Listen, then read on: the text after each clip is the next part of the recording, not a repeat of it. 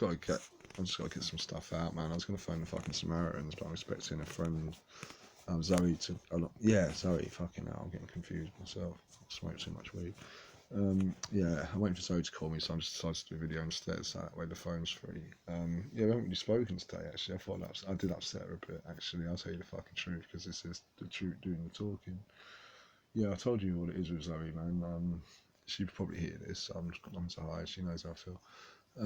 Yeah, no, I like her a lot, man, as a friend. I'm starting to respect her more and more, to be honest. But there's a part of me that's sort of like, a bit angry.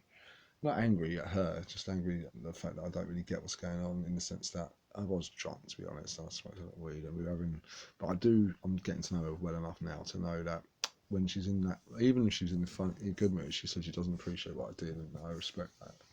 And I apologised, and it was nothing. I just sent her a fucking dick pic, man, because we were talking about apparently there's some TV show. And I've seen clips of it, and I think, how the fuck can I get away with that on normal telly? I've seen it around a mate's house or something, or a bird's house or something. And yeah, I saw it on the telly, like pictures of dicks and shit, and naked people standing about. I was like, what the fuck? And we were just talking about money making schemes and shit. And like I say, the thing is why.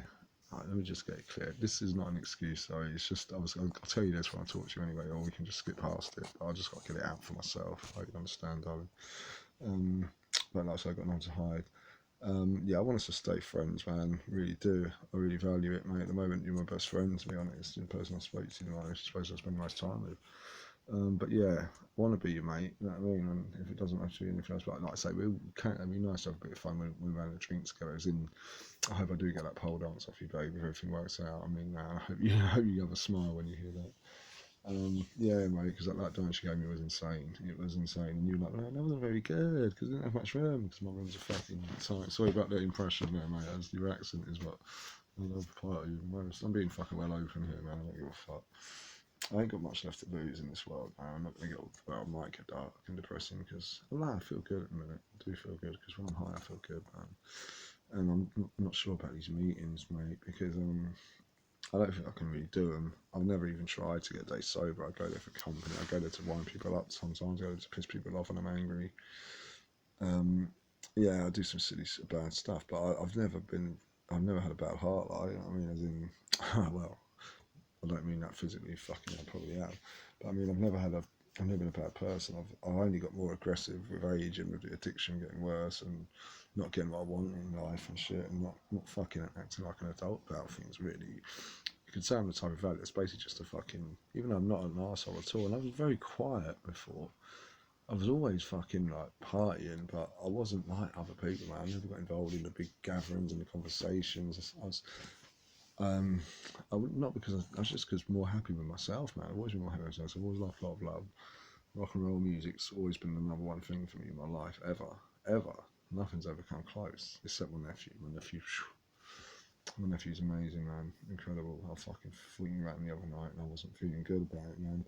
You get these weird intrusive thoughts sometimes. Not bad shit, but like things that you're afraid of, kind of thing. And I remember once when I was going through this horrendous period of insomnia and shit. It's the worst period of my life by far. Nothing comes close. 3 nights in jail didn't come close. Even my dad dying might not have been as horrendous as what I was going through a couple of years ago, mate. Hand on my balls, man, and my fucking knob. That is the most horrendous thing. I didn't just want to die. I mean, I wasn't just sick of life. I wanted death bad, mate. Real fucking bad. The insomnia, you can't imagine. Alright, you can imagine because you've all seen fucking Homeland.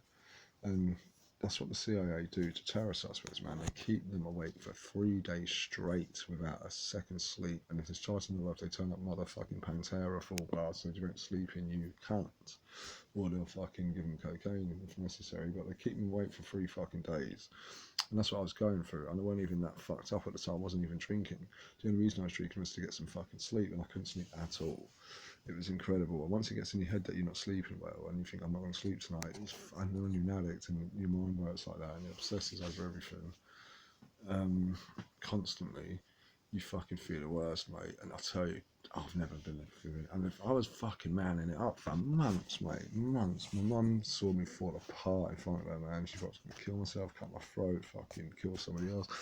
But not that. I was too depressed to do anything. This period, you talk about, oh, this is ironic. Check this out, man.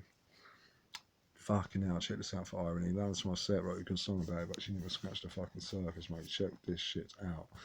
My severe depression cured my fucking sex addiction problem. As in, hard on, and the woman was the last one on mine, as I said before. Liz Hurley, fucking Zoe, my darling Zoe now, or in her fucking prime, could have walked into my bedroom and said, fuck me like you've never fucked anyone else before, and I'd say, not today, darling, get the fuck out of here. I tell you what, I could not even get a fucking hard on, mate, if you paid me. The naughtiest, sexiest woman in the world would not. I could have a room full of strippers, man, out of this world. I'd be like, get the fuck out of here, you're doing my nothing, mate. If there was £1 million in my back garden, right, and I got a Mission Impossible style phone call saying, you've got exactly 2 minutes to come get this £5 million, or it's fucking gone forever, cocksucker. I'd say, well, keep it forever, you silly cunt. I couldn't be fucked to get out of bed, mate. Deep shit, depression, insomnia was killing me, man. 3 fucking days and nights I was going without sleep. Pattern, it was a fucking pattern, and then by the 4th night, I was so physically smashed and fucked. Not drinking, not using drugs, just so fucked up from no sleep. I was getting about 3-4 hours at best every 4th night, and then the pattern would begin again. 3 whole days, nights with nothing. Like, I just every night when I tried to sleep, I couldn't relax. I was anxious. I had all this anxiety and panic attack and not panic attack, just chronic anxiety basically all the fucking time. Proper hallucinating from no sleep, just ready to die, mate. This is after 7 months of going to doctors and years of going to doctors before that because of loads of physical health issues. That's how it all started. I feel like I mentioned that in my early 30s. This is weird. I feel like I'm just doing a fucking NA talk here because I'll just keep it going because I'm fucking high as shit. But no, I'm in a good mood, man. I might sound a bit dark, but this is where I've been. This fucked up place, mate. You know what I mean? And I've never had anything really bad happen to me at all. That's the kicker, because I was just born with an appetite for satisfaction, motherfucker. Do you know what I mean? And I couldn't get no satisfaction. Well, I can. That's why. The thing about me, and I can speak for many addicts who weren't any. As far as I'm concerned, there's only 2 types of addicts in the world, and that's ones that were born and something fucking horrendous happened to them when they were a kid, whatever that might be. We can all use our fucking imagination. We can all fucking look at these sick cunts out there in the world, but let me not go to that. I'm getting back to my point. Yeah, so there's addicts that are born and then they're traumatised as a kid. Fucking Dexter Morgan shit, mate. We'll get back to that maybe. Yeah, and then there's others that are just born and by the time they're a kid or old enough to have a grip on the fucking brain, I just thought to myself, there's got to be more to life than just being forced to go to school, which most kids don't enjoy that much, except for when you start to discover the chicks. And then you're forced to go to work. Most of us a pretty shit job that we don't really like for fucking pretty shit money just to fucking get your head above water and keep it there.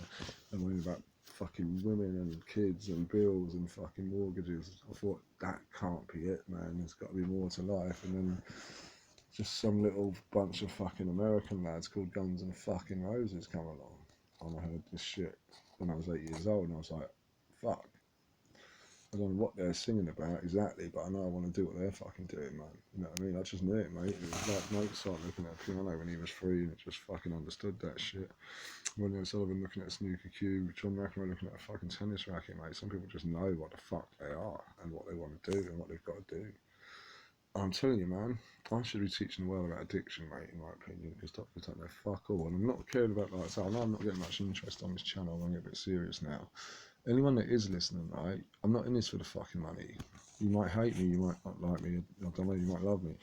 I don't know why there's no comments. I'm gonna let go of my pride here and my dickhead fucking rock and roll thing. Even though it's totally pure. It's pure when I'm in that place, when I'm in that mood. But when I get deep, I get deep like everyone else. I can't remember where I was going with this, but yeah, I don't really care if people are laughing at me or fucking thinking he's twat. I bet a lot of men are jealous, to be honest, because they wish they were this fucking free. But I'm just free for a reason. I don't really give a fuck anymore. Do you know what I mean? And if anyone does care about me out there, man, fucking get in touch and say, what the fuck is up, mate? I'm just a fucking man, you know what I mean? I'm not gonna fucking hurt anyone. Just phone me, do something, because I need people at the minute, man. I'm getting fucking serious on you here, folks, for the first time, probably. I'm really serious. But I might regret this, but I don't think I'll go any further, actually. I'll start to feel a bit weird. But yeah, I'm leaving it there, man. I won't be fucking suicidal if no one gets in touch. But I wouldn't mind a few comments, mate. I don't know why no one's commenting. You know what I mean? You're not going to fucking scare me. You can tell me you hate me. You can tell me, give me some advice. I don't fucking know. I think I'm talking common sense here, mate. and I'm speaking for a lot of people. And oh, I had a point here, a really good point, but I fucking forgot it. Yeah, what was it? Shit. But I think I'm done anyway. It'll come back to me.